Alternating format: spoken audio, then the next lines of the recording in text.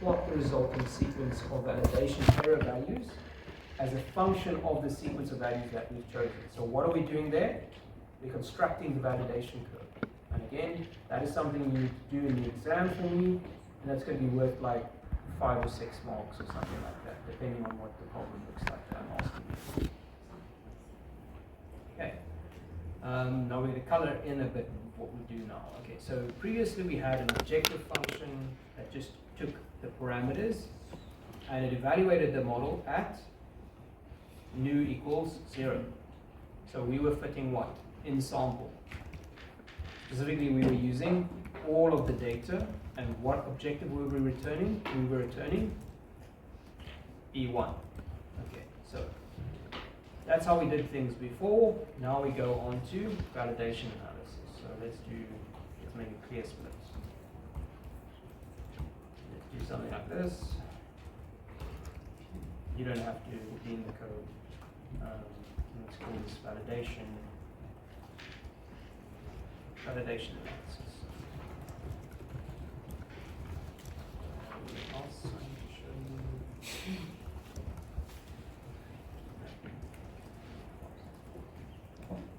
Okay, so let's do the training validation split first. Okay, so we need to figure out how many observations there are. We actually had this before, but this is how you would do it in general. If you've got a data set, we can read that off again from X. Remember, this was all of the data that we had. We can read off how many observations there are. Now we're going to set aside, somewhere at random, a validation set. So we're going to sample from 1 to however many observations there are. 80%, so 0.8 times n. Okay, and we're going to do without replacement,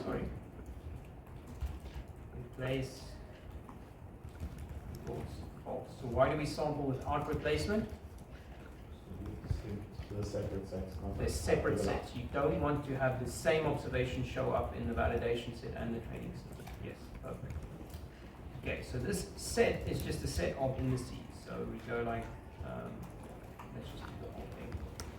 Let's run the whole thing and then set. So set is just, those are the indices for the observations that we'll be using in the what? In the training set. So we go and we say, let's create a training set. So x underscore train, that's it again.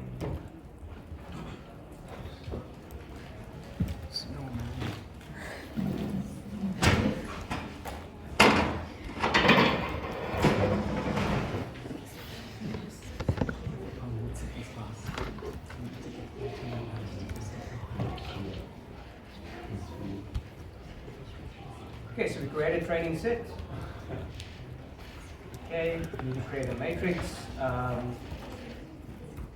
It'll just have one column, and we select from the data set. Okay, so just the index of observations, select from the rows of the design matrix, and there you go. We need to do the same for Y. Select the responses for the training set. And now we need to set out whatever remained was the validation set, right? So we create a validation set, X val, Y val, and that is equal to what? All of the observations that we didn't use.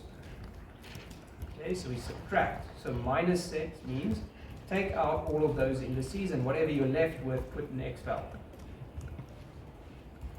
Okay, so now we've got a training set and a validation set, so let's see what are their sizes. X, train, and we'll run it all now. X val. What are the dimensions? So our training set has got 40 observations.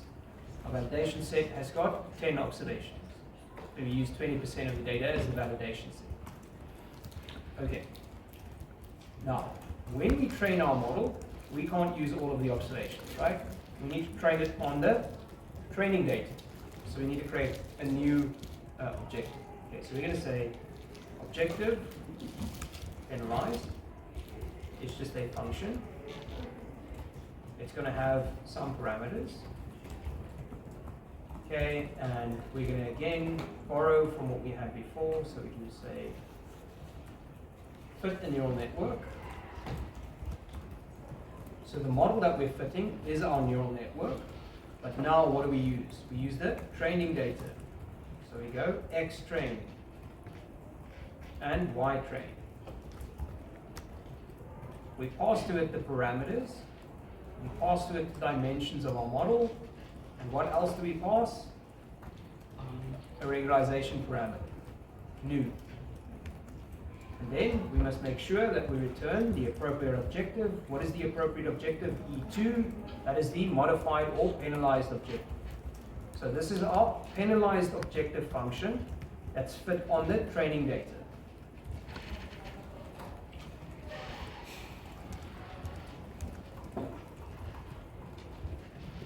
Okay. Where does new come from? We have to set it beforehand. So this is what I was saying earlier. It's sort of the Lagrangian of our modified or our constrained objective function, but we're going to be clever. We're going to choose whatever Lagrangian value gives us the best out of sample performance. Okay, because we're a pragmatic machine. So I'm going to set that, I don't know, at 1, just so that we have some value for now. Mm-hmm. We'll get there. We'll get there. Relax. Okay. And now what we want to do is we want to just check, does this function evaluate before we plug it into an optimizer? So this objective function, we've got now new is the new thing and the training data. Have the dimensions of the model changed? No. Just the observations have changed and the objective function. Okay. So has the number of parameters changed? No. Okay, so can we evaluate at theta rand, whatever that might have been? So we had some way of picking at random the parameters, so let's want to do this. So let's borrow that again. So we set some theta rand, evaluate it, and then see. So let's go. And we see our objective evaluates. Okay, now what did we do beforehand? We had to run the optimization routine, and then we could compare the fitted model to what we saw. We could also see what the response curve was doing, essentially. Okay, so let's copy all of this stuff that we had before. So the optimization.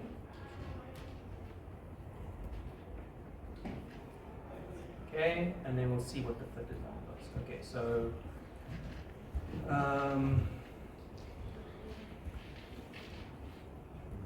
sorry, I didn't copy this razor arm. Okay, so now we optimize the penalized objective, right? So we take the penalized objective, we plug it into our optimizer. We start off at theta rand, we give it 1,000 iterations, and this is our new optimization. Yes? What is the n value you used in this one? What is the? The n value. I think it's 10. 10. Yeah. Yes. Earlier we used 10. Okay, fine. So we're going to do our validation analysis. We're going to split things. Okay, so what I'm going to do is we plot the observations here. Yeah, we plot the observations here. So all of the y's is a function of the x's. Let's just distinguish which observations are in the validation set. So I'm going to add some points. This is a bit redundant. You don't really need to do this, but the validation data is as follows. Let's go PCH equals 16, and then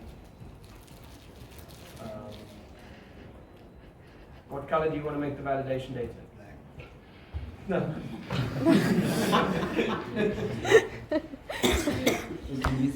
You're more unimaginative than me. Come on. Hot pink. You want hot pink? Hell yeah. Is that what? Barbie pink. Yes, it exists. It is so beautiful. Yeah, don't know I remember bringing this up to them. I remember I taught them these.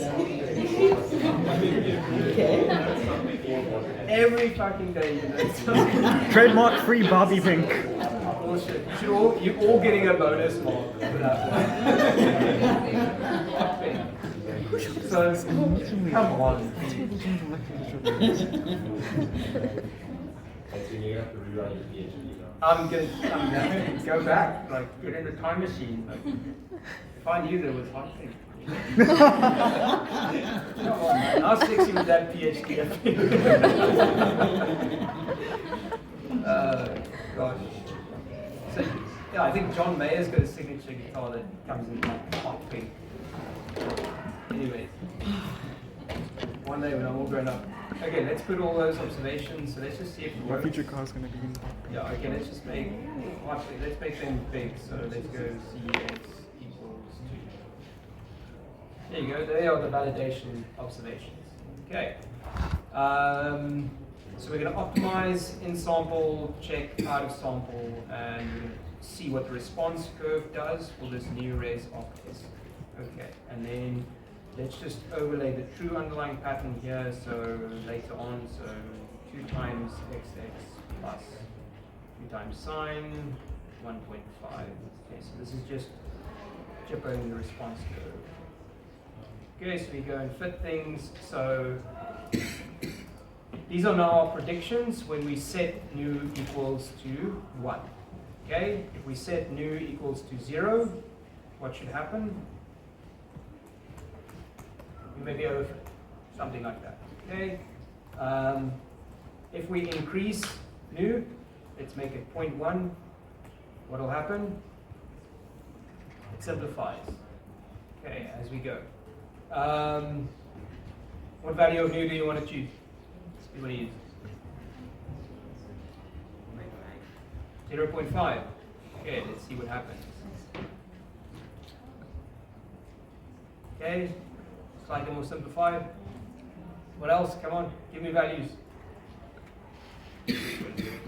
Sorry? 0.05. Okay, so you want to go back. You want to go simpler. Oh, this. So you want to go there. Now you get closer. Okay, so can you see what we're doing? Okay, fine. If we set it to 0, we overfit. If we use something like 10, what's going to happen? Yes?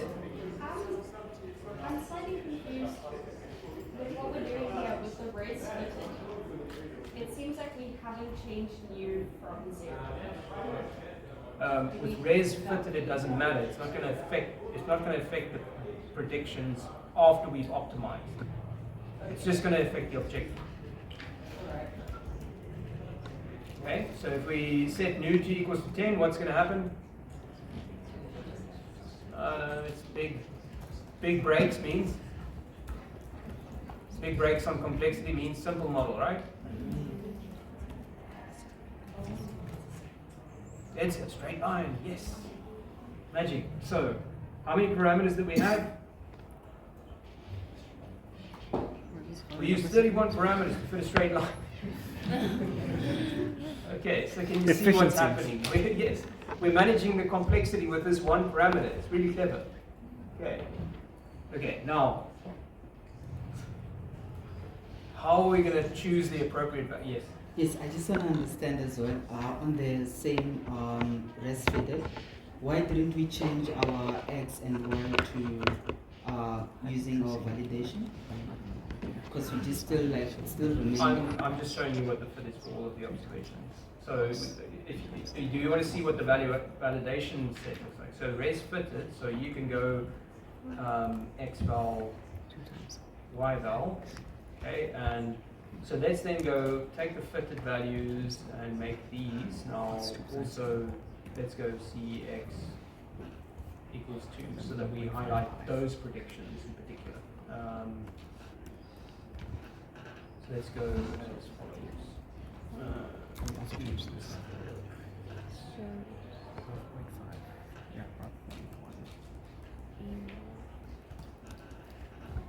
Res fitted. Oh yeah. Just the one choice of this. Y hat, and then we need to go x out. Right, so those are the predictions that we had. Right? So these are the predictions we're comparing to the validation set. Right? Cool. That's the validation observations. Those are the predictions for the validation observations. Okay, cool. Right, now we can go up and down this thing and go, let's make it 0.01 and then we'll get it closer, maybe to the observations. But how do we choose an appropriate model? We can do it in a systematic way, right? We can do a sequence of values, so that's what we did earlier. So now what we're going to do is we're going to do the actual validation analysis. So not just for some new, we're going to set up how many news do you want? Let's use 10 for now, so n new is 10. We're going to measure the validation error 10 times, so repeat NA, so an empty vector for n new times. Okay. And now we create a new sequence. So a sequence of values that we can try out. Okay, and how we're going to do this is we're going to go create, we're going to exponentiate the following sequence. So exponentiate the sequence running from -6 to 1 and make that sequence of length n new, however many news you have. Okay. Now we're going to loop. So for I in 1, 2, however many news there are, so n new, do the following. Okay. We're going to do this optimization step, obviously. Okay, so we're going to borrow that optimization step. But before we do that optimization step, we're going to set new, the value of the regularization parameter, to whatever the value is in that sequence. So we're going to do it in a systematic way. We're going to start small, so e to the -6, and then we're going to ramp up the brakes on complexity. So we're going to go with something overfits to something that underfits. And somewhere in the middle is the answer. Okay, hopefully. If we've coded this correctly. Okay, and then what we want to do is we want to evaluate the validation error. Okay, so how do we do that? Well, we can do this bit. So we can take the res fitted. So res fitted. So what I'm going to do now is I'm going to say this is just for the validation set. So go for the validation set. Okay, now that you've fitted this model, using that level of regularization, you get out this estimate in the parameter space. Okay, plug in the value, set new equals to naught so that you don't get this wrong. Okay, so that it doesn't matter whether you use E1 or E2. And you're going to say the validation error for that level is going to be equal to what? Res val $E1. That's just the validation error. Yes. Can you please explain again why don't we change the 0? Why do we set this to 0? Yes. So that you don't do this. You don't plug in new and then in the exam do that. If you set that to 0 in this loop, it wouldn't matter whether you use E1 or E2. And I only have to deduct 1 mark instead of more marks for your validation plot being. Okay, so we use E1 because we're just checking how are the observations, what is the error on these samples. We're not interested in the modified objective. We're done with the modified objective. Okay, fine. So that is the validation error, and well, we're going to just say print then a message to tell us how far along we are. So let's say new equals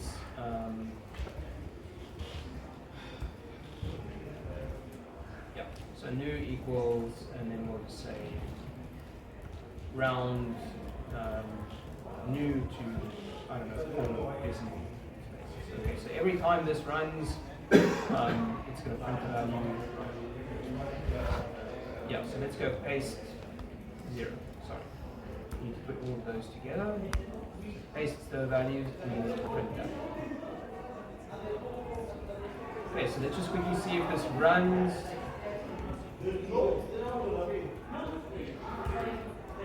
Okay, so this will do the validation analysis now. And do it for each of the news, but let's see what's happening. Yes. Where are we actually changing the new parameter? Yeah. Yeah, but what are we? Should be inside of the objective. Oh, because it's updating the two. Yes. Okay. Important.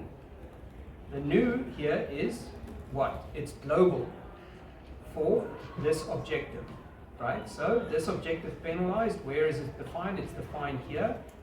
So when objective penalized is called in NLM, NLM runs this function. It knows what, okay, it says evaluate this function, find X train, finds it, find Y train, finds it, find pars, look one up, oh, it's one of the arguments. It finds it there. What is M? Look, is it an argument? No. Look one up. It's global. What is new? Is it one of these parameters? No. Look one up from there. Find the global value. Okay, so whatever it was defined just before then, and so on and so forth. So when we're changing that new, we're changing it globally, and then every time NLM runs, it has to look in the global space to find it. Okay. So it is changing and updating it. Okay. Now, what we can do is we can do this whole plot thing again, right? So we can, yeah, let's do this whole response curve thing and watch it as it runs.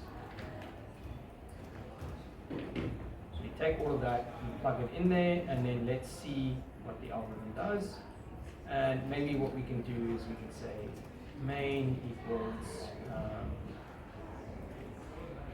yeah, we can do this whole thing. Copy that. So we update the value in the title of the plot.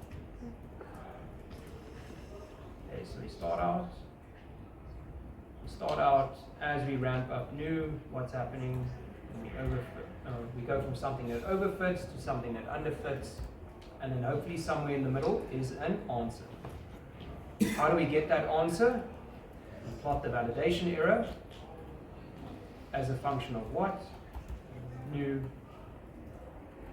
type maybe equals B.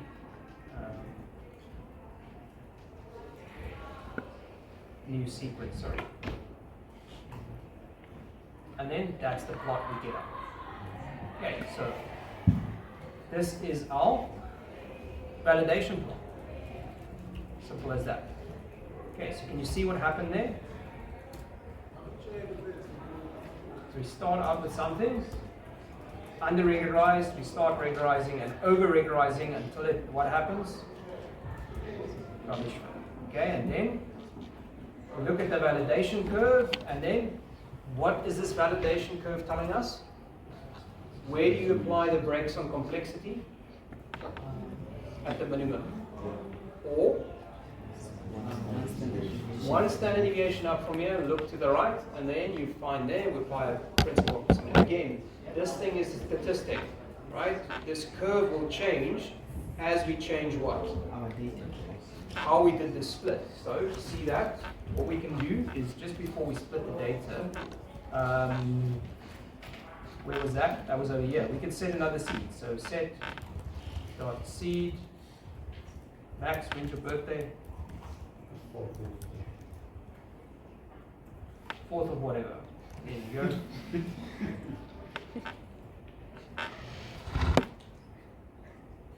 If we get a different curve, yes.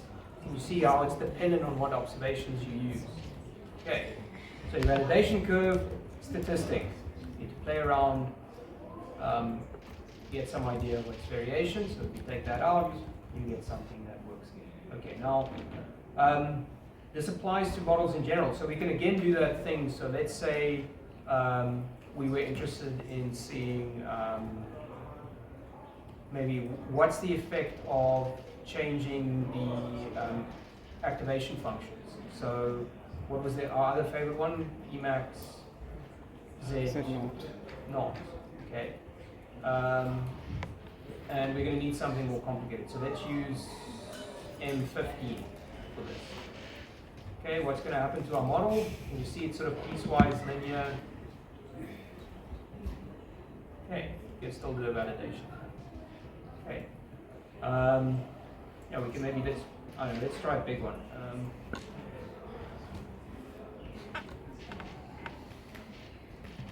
All jaggedy until it becomes something simple. Okay, and we get our validation curve. Okay, keep doing that now. Other things to consider. Again, what is the effect of the validation analysis or the regularization mechanism on the parameters of our model? Okay, so maybe a way we can see that is, let's do the following. So let's go R MF rho equals C22. And what we're going to do now is we'll plot the same curve we had before. Just now, every time after an update, we're going to plot the parameters for the model. So res opt, estimate. Those are the parameters that we fit the model. We're picking a parameter coordinate in the parameter space, right? But now we're applying a constraint. I'm saying in that parameter space, there's this high-dimensional sphere. We're making the sphere smaller and smaller and smaller. So what's going to happen? The parameters are going to shrink. Okay? So hopefully let's see that. Okay. So we plot the parameter values. We go type equals h. And then we'll go phylum. Let's go -1, 1 and multiply by 10. I don't know what the size of the parameters are going to be. Another thing we can check are the gradients. So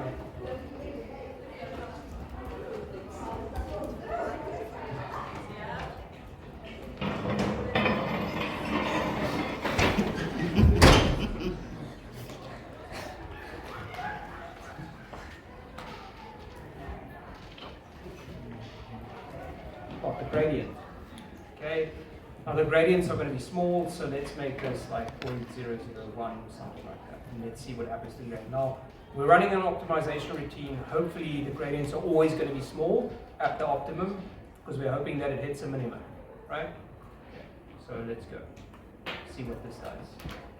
Okay. So this plot on the right, you can see the parameters shrink. Okay. Let's maybe use tan h. Sort of runs. So let's go tan h.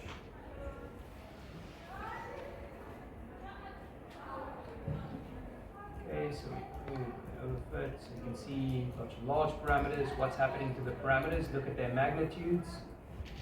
Most of them are active, but they shrink.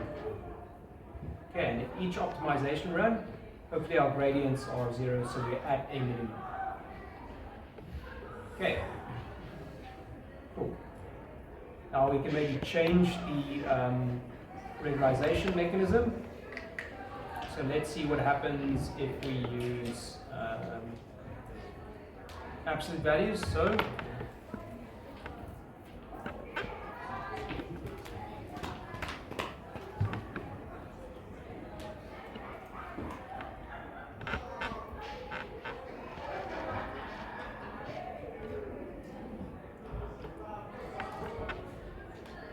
as we apply the regularization, most of the parameters get kicked out, set to 0.